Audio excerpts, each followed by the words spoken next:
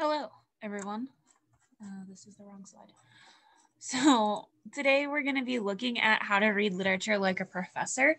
The reason that we are going with this asynchronous notes model is because I want you to use this week in the way that best suits your needs. So I know some of you are working through your internal assessment still. I know some of you have decided that you are done with that and you have said explicitly in the turn-in, please use my draft score as my final score.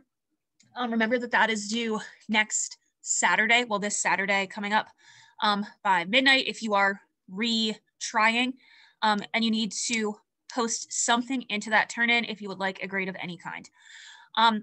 So the way that this week will work is that today and tomorrow I will provide asynchronous notes based on slides. I know that you can read and you can copy, but I do want you to have the audio that goes along with that, because there is value in hearing the information that's being said, especially if you are an auditory learner like me. So these 2 days, you are required to come to class, but the content of class is asynchronous, and there are no actual graded assignments this week, except for your internal assessment that's due on Saturday. So today we're going to look at how to read literature like a professor. Tomorrow you'll get some novel background on our next book, which is Zora Neale Hurston's Their Eyes Were Watching God. You all should have a copy of this novel at this time. Please find it in your stack of stuff. We're not going to read it until Friday, but we will be working with it this week. And then Wednesday is a half day. Thursday is a PSAT day. So those 2 days total are work days. So Wednesday you are required to come to class, but you will have time to work. Whereas Thursday will be an asynchronous day where you will not have to come to class, as I will be proctoring the PSAT. So this is kind of like a flex week as we move from Unit 2 to Unit 3 and give you some time to close up any loose ends, work on missing assignments that you have from Antigone or Serial. As a reminder, the Try 1 gradebook will close November 13th, which I know sounds far away, but is closer than you think. So with all that being said, we're going to get started on these notes. Hopefully I can keep it within 40 minutes for all of you. And then if you need to come back or do this another time, you can, because there's plenty of time this week. So this book, How to Read Literature Like a Professor, is by Thomas C. Foster, and it's meant for students to gain a better understanding of the ways in which they can read and interpret literature. So the book is written in student-friendly language. It's meant for students. There is a full PDF copy for you on Canvas if you're interested in it as a resource. I would like to point out that this is a resource. It is not something that you'll be able to reference in your assessments or in your IA. It is simply meant to be a way for us to interpret symbols and themes commonly found in literature. So it's a lot like a critical lens as a way to guide and focus your reading as you're reading. So if I tell you that chapter 1 is going to focus on geography, as you read chapter 1, you can focus on, the parts of the text that focus on geography, on setting, on the people that are interacting with Janie. So the way in which this will work, and we'll talk about this more on Friday, is that you'll have some general guided reading questions, but you'll also have a chapter or two of how to read literature like a professor that I'm going to be asking you to make connections to based on your reading. So again, we'll talk more about it on Friday, but that's why these notes are important and why I need you to have them readily available to you as you are reading.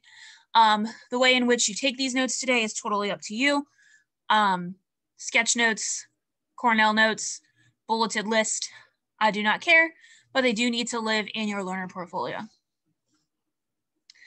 So the book itself talks about how all of these things are themes, symbols, and motifs in literature. So I want to make sure that we understand those things before we move forward. The theme is the message or the moral of a story, and it's generally written as a whole sentence. It's your thesis for literature. So instead of calling it a thesis statement, we call it a theme statement. Those terms when you're writing about literature are generally interchangeable, especially if you're writing an essay on theme or like in the formalistic approach. Love is not a theme, right? Love is a symbol, love is a motif, love is a topic, whereas the, like if we think about Romeo and Juliet and we wanted to use love as a theme, we could say something about how like true love cannot be stopped, right? That's a sentence, that's a theme. And the purpose of a theme, again, is to think about the message or the moral. What are we, the readers, supposed to learn or gain? How do we connect it to our world and our life or a global issue? And why does it matter? The second thing that we're going to focus on is symbols. So anything that represents anything. So the ideas of symbols can be daunting because it's literally anything that represents anything else. So for example, we use a heart to symbolize love, or we use a dove to symbolize peace. The problem with symbols is that they're not concrete, and they're going to be dependent upon the context of a text and of your knowledge and what you bring to a text. And finally, we have motif. And so a motif is a type of symbol that helps reveal the theme. So motifs are repeated throughout a work, or symbols that are repeated throughout a work that advance the theme. So it has to do those two things, right? You can't just have a symbol that represents love and then the theme be, I don't know, conflict or war, right? So they have to connect to the theme. It propels the theme forward. So for example, we have this idea of doors in Frozen. Guys, I have a 4-year-old. Frozen is life. It's just how we live. So there's this idea of doors, right? They close the doors after Elsa's powers injure Anna. Anna knocks on the door during Do You Want to Build a Snowman? There is a song called Love is an Open Door, right? And that one song is about how like they're opening up all the doors, opening up the gates. So this continued use of doors reveals the theme that we should not keep loved ones out during times of struggle. And so then I could make an argument that all of these examples I have listed advance that theme. So you can't determine motif until you determine theme, and you can't determine theme until you've looked at the work as a whole. And so that's why sometimes this can become daunting, because we want to track things as we read a novel, but a lot of times we can't determine what things mean until we're finished reading a novel. So while we look at Hurston's novel, you'll make connections to How to Read Literature Like a Professor, which I don't know how to say that shorter, so if you have any ideas, please let me know. We're going to talk about how the characters represent themes, symbols, and motifs, and the ways in which we can connect that text and even our poetry from Carol Ann Duffy to these ideas. So chapter 1 is Every Trip is a Quest, except when it's not. But we're going to focus on when it is. And I don't know if you did any work with Percy Jackson or the Odyssey, but there's this general idea that all great literature is a quest. Joseph Campbell came up with the hero's journey, and essentially all stories, or all great stories, fit into this idea of the hero's journey. We're not focused on that right now, but this is where that comes from. The quest consists of 5 things. The quester, who is your hero or your protagonist. Your protagonist goes to a place for a certain reason, a stated reason. They experience challenges and trials while they're on their way there. And then eventually the real reason to go there is revealed. More often than not, the quest fails for stated reason number 3. That's because the real reason for the quest is in self-knowledge. And so if we look at Percy Jackson, right, he is our protagonist. He needs to go to the underworld to retrieve the Zeus's lightning bolt. He has lots of challenges while he goes there, but the real reason he's on this quest is to discover who he is, who his father is, and what his true identity is. And he discovers lots of other things about himself along the way. If you are reading a text that is part of a larger set, like Percy Jackson or the Hunger Games, each individual book itself is a quest, and then that book fits into the larger context of a larger quest.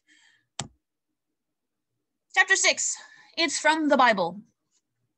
I would like to preface this with, this is not a push for you to read the Bible, to understand the Bible, to know the Bible. This is just a way for you to take knowledge that you have about a religious text, if you have knowledge of a religious text, and apply it to your literature. There are a lot of really common or connective elements between the Bible and modern literature. And this is because when literature was written, or a lot of the literature that we read when it was written, the people of those times, they relied on the Bible, or the Bible was their only source of inspiration as a text. So they took the stories from the Bible and they adapted them to their version of modern time. And then we get these other works that have really strong allusions to the Bible. We know that this book is called Their Eyes Were Watching God. So there's going to be something biblical or religious within this text. It's not super overt, but there are going to be subtle connections and symbols that we can make, and connections we can make within the text. So books often contain images from the Bible. These include garden, serpents, plagues, floods, loaves of bread, fishes, 40 days, betrayal, denial, slavery, and escape, milk and honey. And there's this general idea of loss of innocence in any coming-of-age novel, which is connected to the fall of Adam and Eve, which is about, the loss of innocence and every character's fall from grace. So when your character makes a mistake that they can't come back from. And that's the reason why they hit so hard, is because they're so final, right? You can never go back.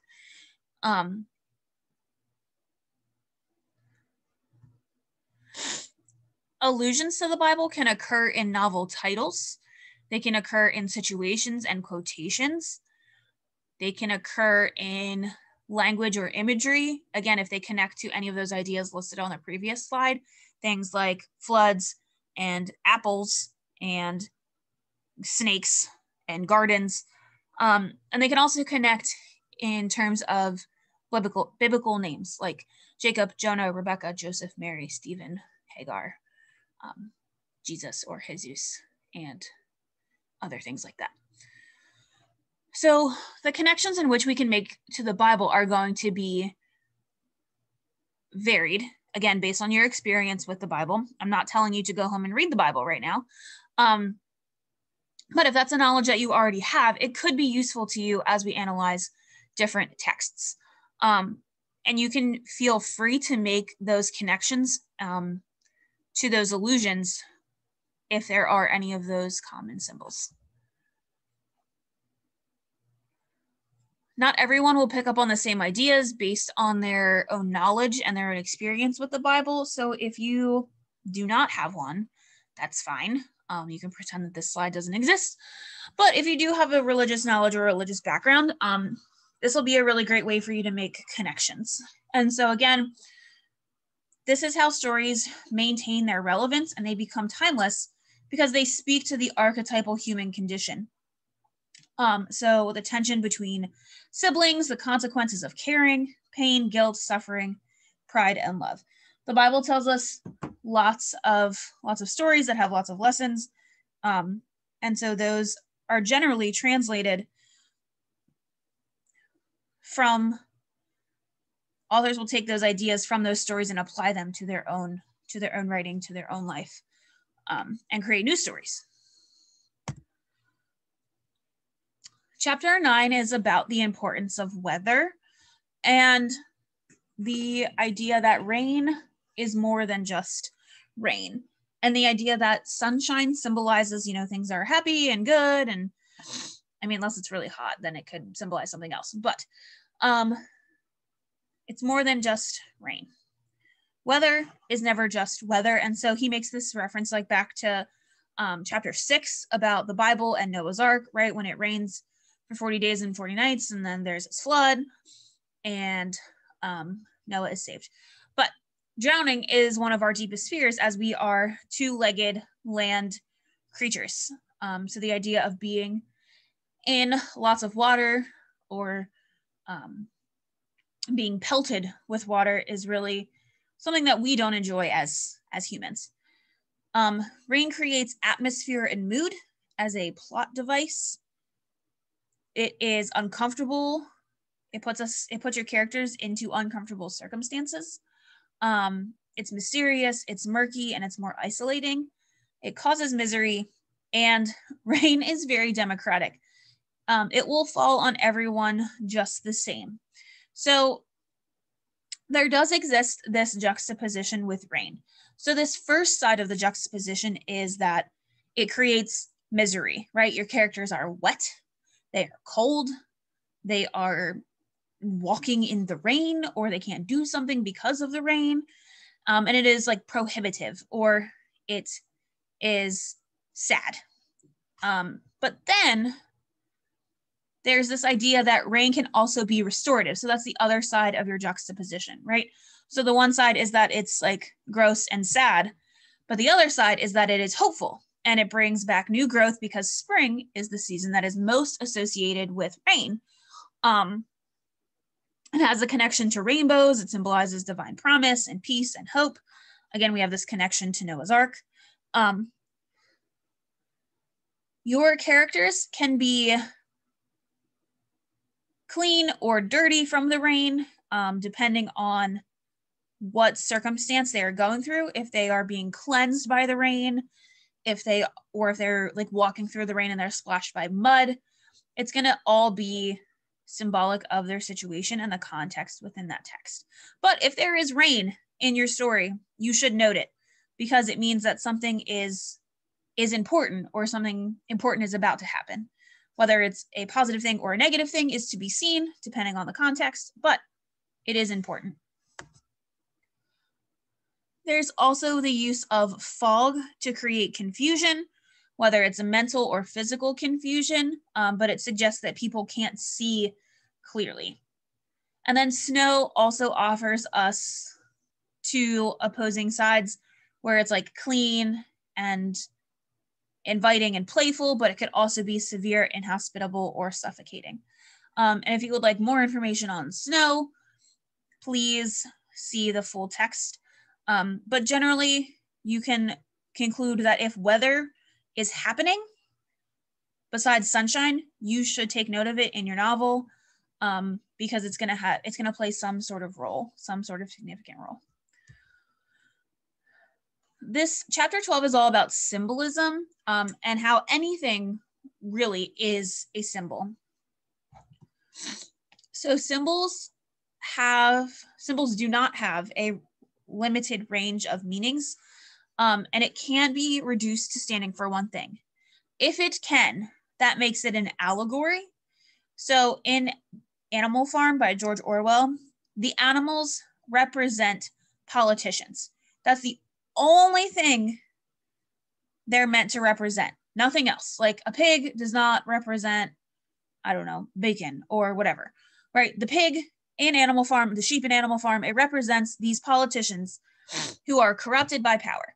And so Animal Farm as a whole is not a symbolic representation of government, it's an allegorical representation of government, because it's only meant to explain this one point, this one thing, and that is revolutions fail because those in power become corrupt.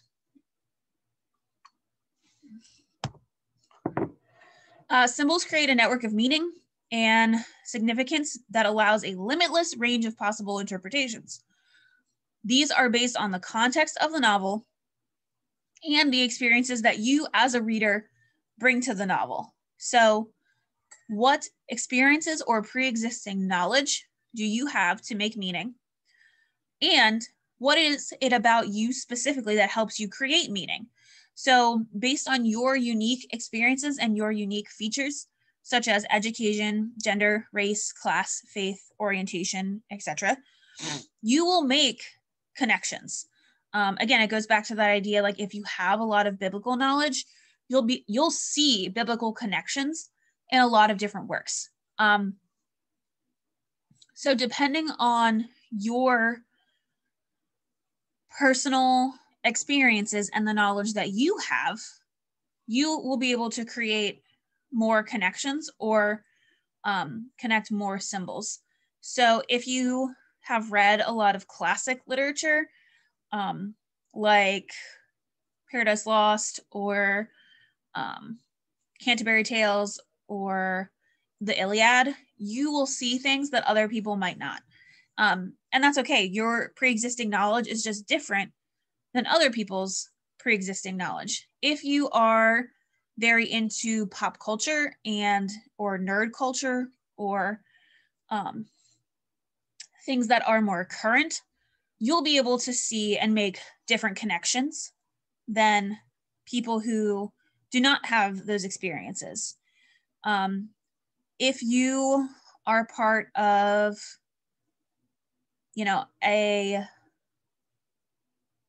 a different type of family structure, you might see different things. If you have a different heritage, you might see different things. So everything is dependent upon what you come to a text with. And so that being said, I might analyze or interpret things different than you because I have a different experience and maybe I'm a different gender than you, I'm a different race, I have more education or I have less education. So this is where like supporting what you're saying comes into play, because essentially you're never wrong when you analyze literature, but the way in which you analyze it has to be appropriate to task, and it has to fit within the context of what you're talking about.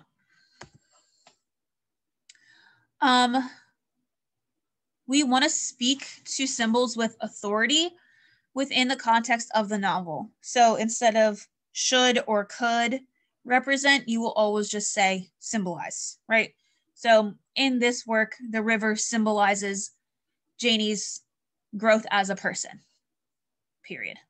However, we want to avoid things like always and never, because that limits your reader and says that their experiences are not as valuable. Great works always allow for considerable range of possible interpretations, which is why it's really educational for us to read other writers' views of literature and through different critical lenses, because dependent upon which critical lens you are applying to a novel will depend on what symbols you see. So if we are applying the feministic lens or the gender approach, we'll see different things than if we were to apply maybe a historical approach. So it all is dependent, which is why it's good for us to practice applying different lenses and seeing how those exist. Symbols do not have to be objects. They can be events or actions. So don't think that your symbol has to be something concrete that you can hold in your hands, or, an object that exists in the world. It could be an action or an event that happens to a character. We have 2 chapters here combined together about a Christ-like figure and baptism. Again, these are related to religion. It is not saying that you need to become a Christian or you need to go study the Bible, but again, based on where literature comes from, for the most part, these are things that we have to talk about and discuss in order to help you have a better understanding if you already have that knowledge. So there are obviously cultures that are influenced and shaped by religious systems. We know that the fight for Christianity, sparked a whole series of battles called the Crusades, and there was this divide between the Catholic Church and then the Church of England, and so a lot of classic literature comes from that time period where there were lots of religious struggles. But one thing that is very common in Christianity and perhaps other religions is this idea of the Christ figure. So there are literal connections you can make to someone who is a Christ-like figure. Are they male? They're 33 years old. Carpenter, spends time in the wilderness, spends time with people who are less desirable, like poor people or lepers. Someone who is crucified, literally like hung on a cross, and someone who was buried and reborn. These are all concrete features. However, you can have a Christ-like figure who meets more abstract connections, like a character who is self-sacrificing, good with children, humble, welcoming, friendly, a leader, someone who has confrontations with evil, someone who is tempted by evil or the devil, and then someone who achieves redemption. Doesn't have to meet all of these things, but a character who is of a certain age, exhibits certain behaviors, provides certain outcomes, or suffer in certain ways are indications of a Christ figure. You could make an argument that Antigone is a Christ-like figure, right? She was a leader, she was humble, she was self-sacrificing, she suffered in certain ways. So you could argue that she herself was a Christ figure. Christ figures are not perfect, pure, or divine. They are meant to deepen our sense of the character's sacrifice to make it more relatable to a sacrifice that we are familiar with. And they offer connections of hope, redemption, or the possibility of miracles. Then there's this idea of baptism. So we talked about the idea of rain and how we as land-based creatures would like to stay on land and not be in water, especially water over our head. So this idea of baptism, if you're not familiar, is that you are put under the water for a period of time and like you're fully submerged under the water. And then they say a prayer or they wait a certain amount of time and then they pull you back up and you are now a child of Christ and you are cleansed and you are made new. You are pure. So this idea of drowning or not drowning during that process has profound plot implications. So for example, if you are drowning and you are rescued, this could imply a passive character trait, good fortune, or indebtedness from one character to another. If a character is drowning and they are able to find a piece of driftwood, it could suggest luck, coincidence, serendipity, or resourcefulness. However, baptism itself is a pattern of death and rebirth through the medium of water. So again, just like if it's raining, we should take note. If your character is in a lot of water, we should note that. The critical thing about this symbolic pattern is that your character has to be ready to receive the baptism. They have to be ready to be made clean, to be purified with the water. They have to be ready to give themselves to the process of baptism. Because if they're not, then they will fight against the drowning, quote unquote, and they will not be able to complete that process. Geography matters. Geography in terms of setting and the people who live in that setting. So geography refers to rivers, hills, valleys, buttes, steeps, glaciers, swamps, mountains, prairies, chasms, seas, islands, and people. So it's about the interaction of the humans inhabiting spaces and spaces inhabiting the humans. Geography and literacy can be useful in determining elements of literature like theme, symbols, and plot. So where are we? Why are we here? What is important about this place? What is important about the people who live in this place? How do they interact? What customs do they have? What is their culture within their community? Geography can define or develop characters. So just because something is possible in one setting for one character doesn't mean it's possible for all characters in that same setting. So we know that, well, you'll find out that Janie is from Eatonville, Florida. And if we were to put a different character in Eatonville, Florida, they might have an entirely different perspective or experience based on who they are and what they bring to that location.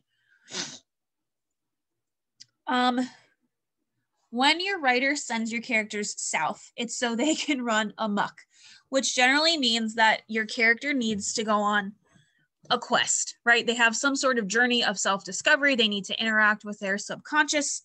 And the way that authors do that is they send characters south.